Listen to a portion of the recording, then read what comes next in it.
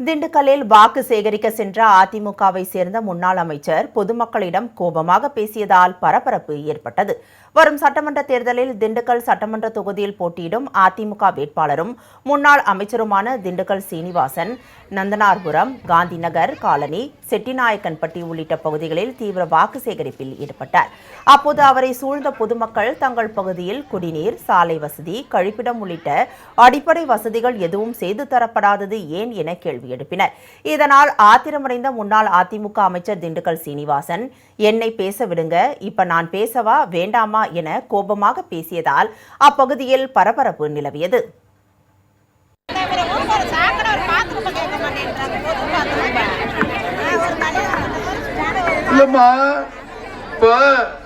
நான் பேசணுமா, நீங்க பேசிருக்கிறத கேட்கணுமா சொல்லுங்க.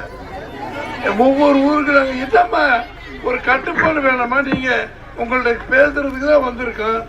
நீங்களாம் உட்காந்து அப்புறம் விடிய பேசிக்கல. இப்ப நாங்க என்ன செய்யறோமா இல்ல நீங்க பாக்கணும். அதுக்கு தானே வந்திருக்கீங்கன்னா, அதனால கொஞ்சம் அமைதியா இருங்க, கோச்சிக்காம.